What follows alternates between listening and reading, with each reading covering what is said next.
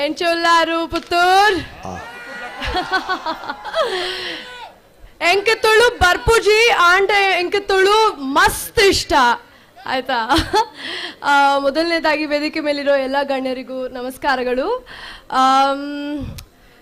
Actually Kambala ಓಟಗಾರರಿಗೆ ಹಾಗೂ ಸಾಕ್ಷಾತ್ ಅನ್ನಪೂರ್ಣೇಶ್ವರಿ ರೂಪ ತಗೊಂಡಿರುವಂಥ ನಮ್ಮ ರೈತರಿಗೆ ಮೊದಲನೇದಾಗಿ ನನ್ನ ನಮಸ್ಕಾರಗಳು ಹಾಗೂ ಧನ್ಯವಾದಗಳು.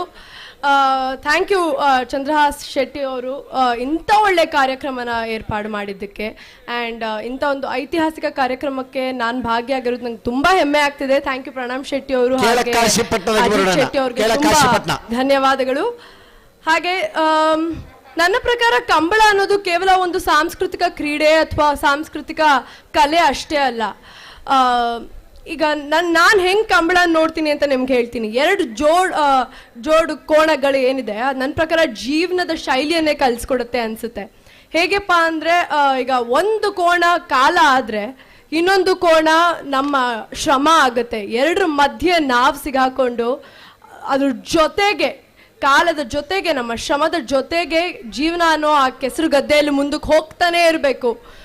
ಹಿಂಗೆ ಹೋಗ್ತಾ ಇದ್ರೆ ಪ್ರಾಬಬ್ಲಿ ನಮ್ಮಲ್ಲೂ ಒಬ್ರು ಯಾರೋ ಒಬ್ರು ಶ್ರೀನಿವಾಸ್ ಗೌಡ ಇತಿಹಾಸ ಸೃಷ್ಟಿಸಿದ ಶ್ರೀನಿವಾಸ್ ಗೌಡ ಇದ್ದಾರಲ್ವ, ಕಂಬಳದಲ್ಲಿ ಇತಿಹಾಸ ಸೃಷ್ಟಿಸಿದಂಥ ಶ್ರೀನಿವಾಸ್ ಗೌಡರಂತಹ ಪ್ರತಿಭೆ ನಮ್ಮಲ್ಲೇ ಇರಬಹುದೇನೋ.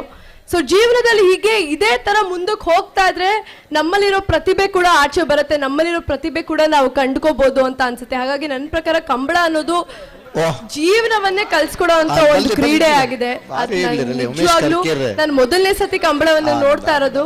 ಹಾಗಾಗಿ ನಾನು ಇದು ನೋಡ್ತಾ ನನ್ಗೆ ಏನ್ ಅನ್ಸ್ತಾ ಇದೆ ಅಂದ್ರೆ ಜೀವನದಲ್ಲಿ ಹಠ ಇರ್ಬೇಕು, ಛಲ ಇರ್ಬೇಕು, ಮುನ್ನೋಗೋ ಶಕ್ತಿ ಇರ್ಬೇಕು. ಈ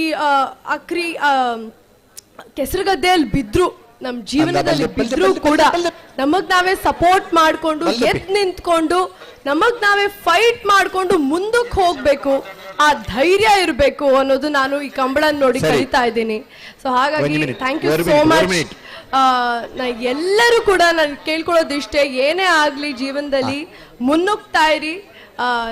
ನೀವು ನಮ್ಮ ತುಳುನಾಡಿನ ಸಂಸ್ಕೃತಿ ಏನಿದೆ ನಮ್ಗೆ ಹಲವಾರು ಜೀವನ ಪಾಠಗಳನ್ನ ಕಲ್ತ್ಕೊಡುತ್ತೆ.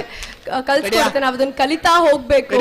ನಮ್ಮ ಪ್ರತಿಯೊಂದು ಸಂಸ್ಕೃತಿಯ ಹಿಂದೆ ಏನೋ ಒಂದು ಚಿಕ್ಕ ಪಾಠ ಇರುತ್ತೆ, ಅದನ್ನ ಹುಡುಕ್ಬೇಕು. ಕೇವಲ ಒಂದು ಎಂಟರ್ಟೈನ್ಮೆಂಟ್ ಪರ್ಪಸ್ಗೋಸ್ಕರನೋ ಅಥವಾ ನೋಡ್ಲಿಕ್ಕೆ ತುಂಬಾ ಚೆನ್ನಾಗಿದೆ ಅಂತ ಬಂದ್ರೆ ಆಗಲ್ಲ. ನಮ್ಮ ಎಲ್ಲಾದ್ರಲ್ಲೂ ನಮ್ಮ ಕರ್ನಾಟಕದಲ್ಲಿ ಅಥವಾ ನಮ್ಮ ತುಳುನಾಡಿನ ಪ್ರತಿಯೊಂದು ಸಂಸ್ಕೃತಿಯ ಹಿಂದೆ ಒಂದು ಪಾಠ ಇದೆ.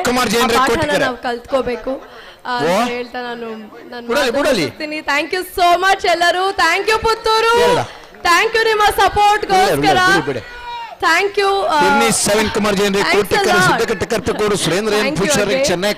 ಜೀವನದಲ್ಲಿ ನಾವು ಛಲದಿಂದ ಮುನ್ನುಗ್ಗೋಣ, ಏನೇ ಆದ್ರೂ ಬಿಡೋದು ಕಲ್ತಿದ್ದೀನಿ. ನೀವೆಲ್ಲರೂ thank you so much. Thank you.